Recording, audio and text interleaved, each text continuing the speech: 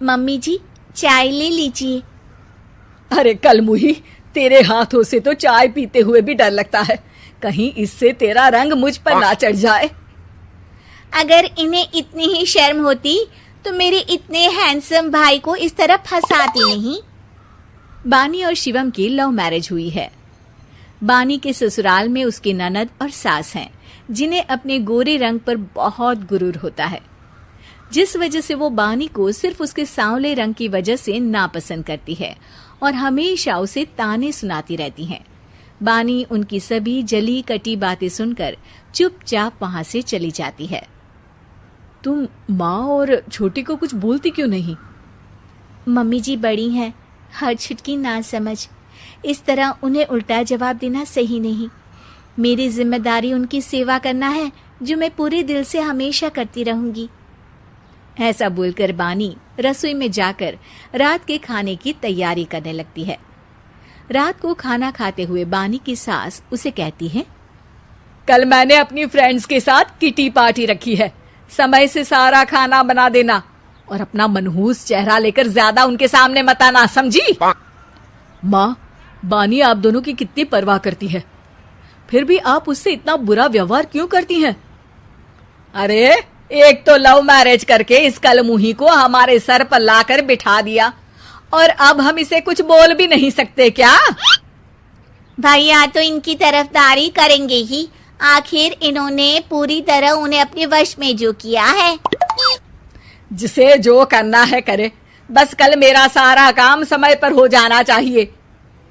इस पर सब खाना खाकर सोने चले जाते हैं और अगले दिन बानी जल्दी उठकर सास की किटी पार्टी के लिए तैयारियां शुरू कर देती है, जिस पर पार्टी शुरू होने के बाद सास की सहेलियां कहती हैं, अरे वाह री, तेरी बहू ने तो बड़े स्वादिष्ट समोसे बनाए हैं। हाँ भाई, रंग कैसा भी हो, खाना बनाने में बिल्कुल अन्नपूर्णा है। अरे इसकी भी क्या बात करनी, मेरी बेटी से मिलो, इसकी सुंदरता के आगे तो उर्वशी रंभा भी फेल है। उर्वशी रंभा को तो फेल कर देगी, पर क्या अन्नपूर्णा बन पाएगी? अरे इसे काम करने की क्या जरूरत, उसके लिए बानी है तो, और मैं तो इसकी शादी भी किसी नौकर चाकर वाले घर में ही करूंगी। बानी वापस रसोई में चली जाती है और किटी पार्टी चलती रहती है। उसी रात को बानी की सास गुस्से में चिल्लाते हुए अपने कमरे से बाहर निकल कर आती है। हाय रे, चोरी हो गई, मेरे पैसे, पक्का पक्का इस कलमुही की वजह से हुआ है ये सब। अरे क्या हुआ माँ, कौन सा आसमान टूट गया?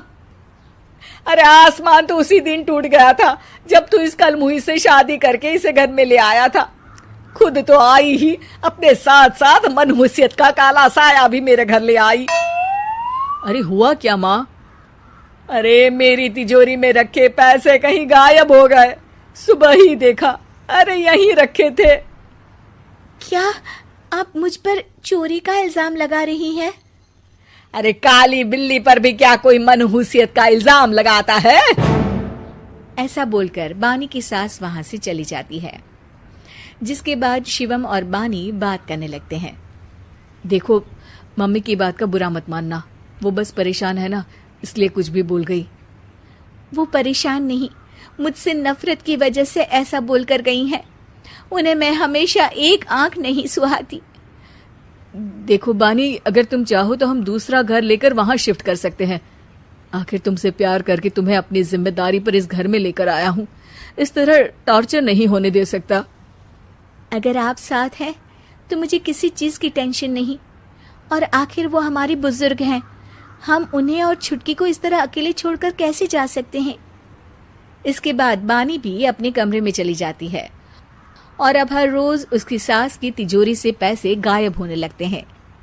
इसी तरह कुछ समय बीत जाता है और वो हर बार हर चीज का इल्जाम बानी पर लगाती है, पर बानी कभी कुछ भी नहीं बोलती। कलमुही नास पीटी, बहू को घर की लक्ष्मी बोलते हैं, ये तो पनौती बनकर आई है, पनौती।